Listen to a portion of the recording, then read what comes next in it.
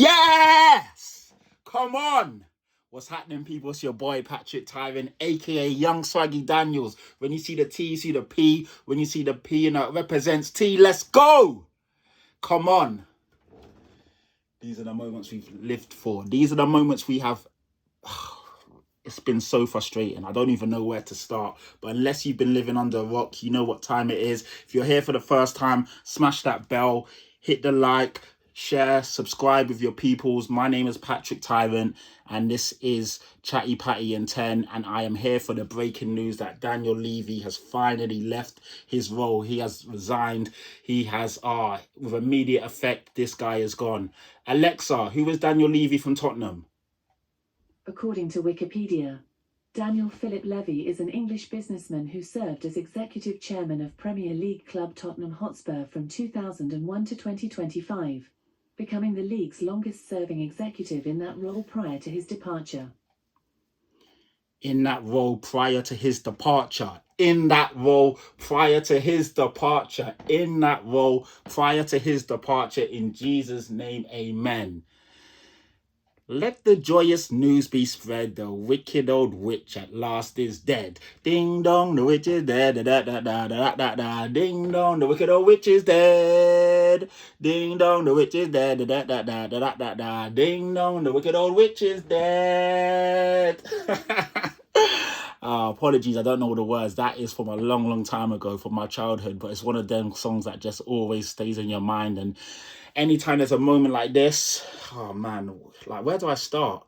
But yeah, thank you for joining me. My name is Patrick Tyrant. I don't know if I said this before. Chatty Patty. You should see the link in the description. If you're here for the first time, smash the bell, hit the like. Yeah, like this is humongous news. This is groundbreaking, ground shaking. This is huge for Tottenham. It is massive on the football landscape. And I think the rival fans who have been disingenuous for so many years, telling us that Daniel Levy's been doing a fantastic job and, you know, we should be careful what we wished for. And, you know, look where your club was before and look what he's done for you guys. Being disingenuous, knowing that they could see our frustrations. They knew how much it hurt. They could see how, you know, we were working under a glass ceiling. Whoever came in as a manager, his hands were tied. He was never truly backed. He was never really given the tools needed to do the job. Every time we were left short in the transfer window. And talking about transfer windows, I will get onto that because I actually was meaning to do a stream today, giving our transfer window a rating out of 10 and letting everyone know my thoughts and how we did and how we operated. And, you know, basically once the dust has settled, what I really thought of that. And so hold fire, that will come probably tomorrow now because I had to jump on this straight away and obviously talk about the exciting but also shocking and groundbreaking news that Daniel Levy has left with immediate effect.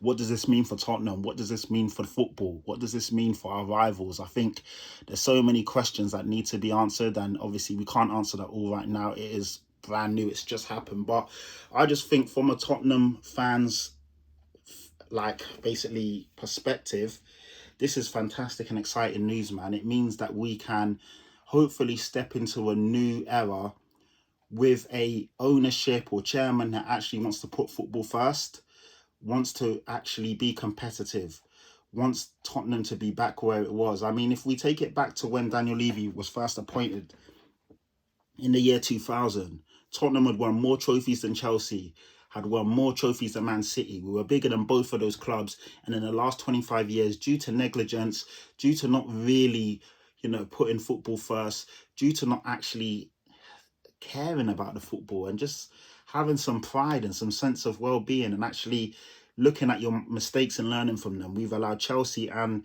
Man City to surpass us. And when I say surpass us, like to another level. Both clubs have won numerous Premier Leagues. Both clubs have won Champions Leagues. Both clubs have won an untold amount of trophies. Thankfully for us, we won a trophy this year, but last season in May, which was only Daniel Levy's second trophy in his tenure. 2 trophies in 25 years for a club that was in the top 5 in terms of trophies before he came in. Now we're 6th or 7th in terms of like most winningest clubs in England. And it just goes to show, man. And I mean, and we've had some fantastic managers. Harry Redknapp wasn't backed. Pochettino wasn't really backed when he needed to be backed. Jose Mourinho wasn't backed. Antonio Conte wasn't backed. Ange Postecoglou, back to a degree, but obviously not really given what he needed when he needed it. And Frank, because his tenure was just started, Thomas Frank. So we'll, that will be, I won't really talk on that because I do actually want to address that in a proper podcast. But yeah, it's crazy, man. Us fans have suffered, home and away. We've suffered. We've just not been. Yeah, this is mad. This is mental. And I want everyone in the comments to let me know your thoughts. Were you Levy in? Were you Levy out? Now that he's actually gone, how do you feel? Almost like when you essentially when you're in a toxic relationship and you finally break free of him or her, and you get your life back, and it's like the first day, it's like, how do you actually process and soak it all in? Or like when you've been working so hard for something, maybe like passing an exam, or it may be getting a new job, it might be saving for that brand new car or that new house, or when you get the keys to the new car or the new house and you finally step in, how do you feel? Do you feel like, oh my God, I've got here, and you feel a sense of relief? Or do you feel like, oh, is that it? I thought I'd feel more. Right now, I don't know how to, I'm trying to process it. I know I'm happy. I know for me, I'm so excited to see what happens next. But I'm also like, wow, we actually did it. We finally made it. I never thought, in a way, I knew this day would come. It had to. But I also never thought it would come, because there's been so many failures, and you'd always hope the guy would actually have some sense of pride and step down, and he never did. This summer, with Gary Neville on the overlap, he came out and said, we want to be competitive, we want to compete at the top, we want to win Premier Leagues, we want to win Champions Leagues.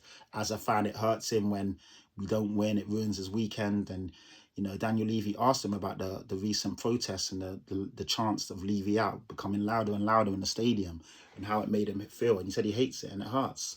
But I never saw a guy that actually cared that much about the football. And fantastic, yeah, the stadium is amazing.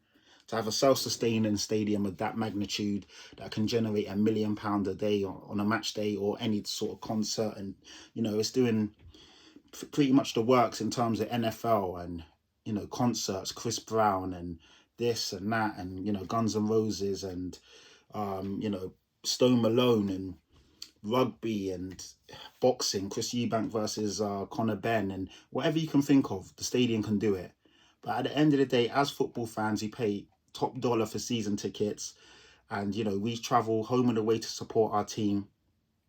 When we see our club finishing 17th, not hitting the 40-point mark, 22 losses, 10 losses at home, becoming a laughing stock. I feel that with Daniel Levy and Ange Postecoglou, they allowed our club to become a laughing stock.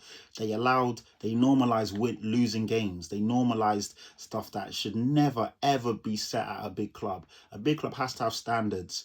A big club has to have a level that can never fall below.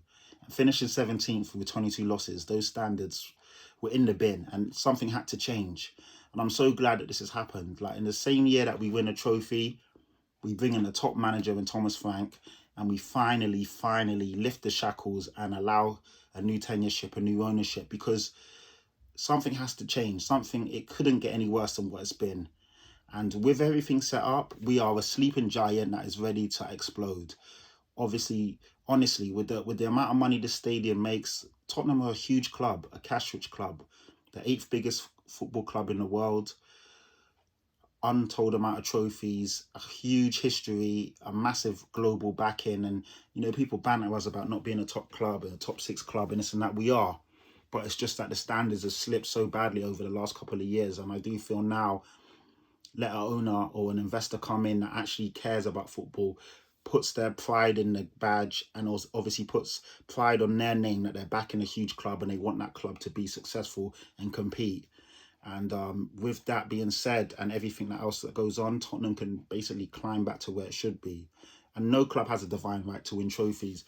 No club has a divine right to finish in the top 4. But a club like Tottenham should not be finishing 17th and should not be allowing us to fester and for all that basically just horrible football and just horrible standards to marinate and fester. That shouldn't be the case. But yeah, this is 10 minutes in already.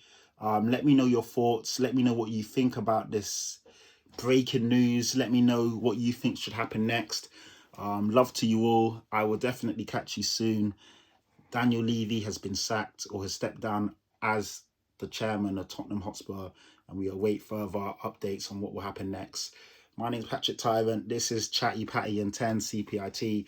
Click the link, download the podcast, subscribe to it, share it with your Spurs and football friends, and I hope to see you all soon. Take care.